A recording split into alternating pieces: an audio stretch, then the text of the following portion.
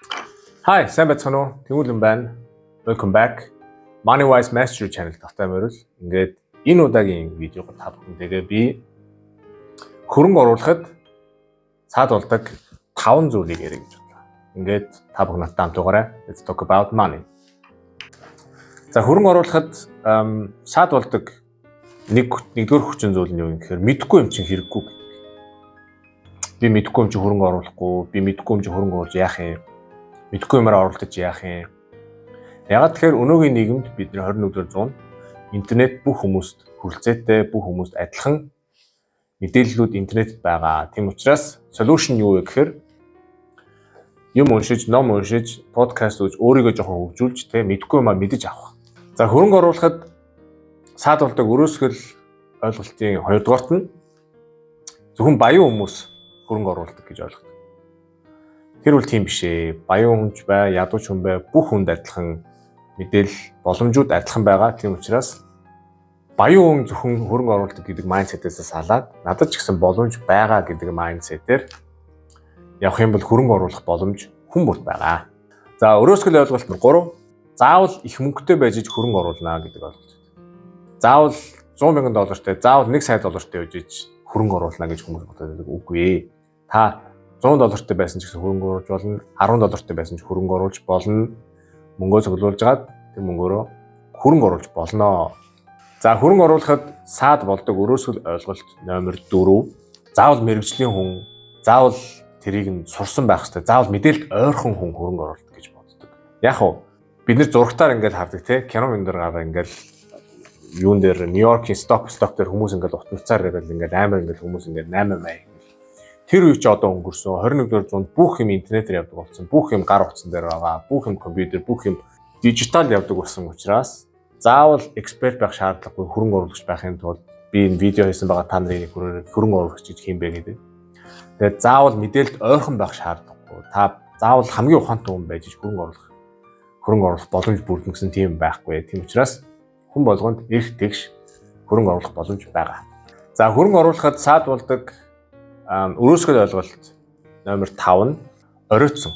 Энэ бол маш том өрөөсгөл ойлголт одоо хүмүүсийн дунд явдаг нэг стандарт нэг юм шалтгаан. Одоо оройтсон, одоо хэрэггүй.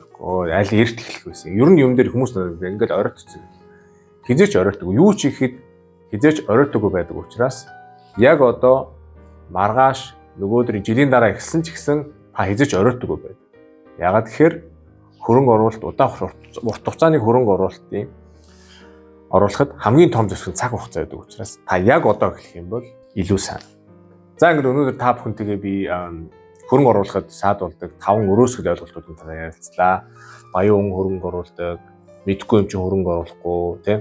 Заавал их мөнгөтэй байх шаардлагатай, заавал мэдлэгтэй, мэдээлэлд ойрхон байх шаардлагатай. Тэгээ оройтсон юм чинь хөрөнгө оруулах гэж шалтгаан тавихгүйгээр та өнөөдөр жижигхэн степээр бага хэмжээний мөнгөөр хөрөнгө оруулахад танд бүрэн боломж байгаа. Тэгээд танд хөрөнгө оруулахт чинь одоо тус болов гэж удаад 3 тип өгье.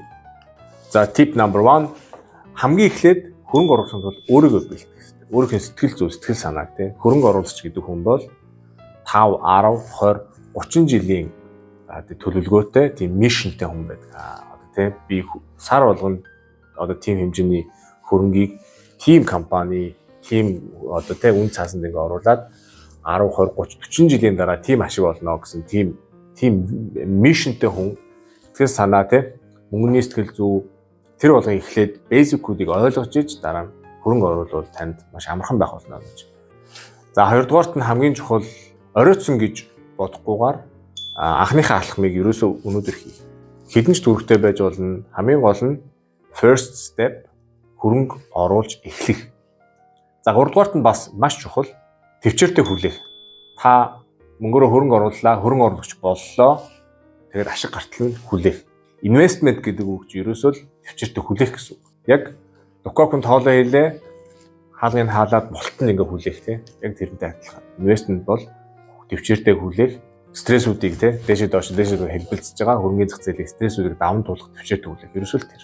За ингээд та бүхэндээ хамт байсан баярлалаа. Хөрөнгө оруулахад саад болдог өрөөсгөл ойлголтуудыг баач гисэн ойлгосон гэж бодож байна. Ингээд дараагийн дугааруудаар та бүхэнтэйгээ би сонирхолтой сэдвүүдээр ярилцах болно. Ингээд надтай хамт байсан баярлалаа. Баяртай. Чао чао.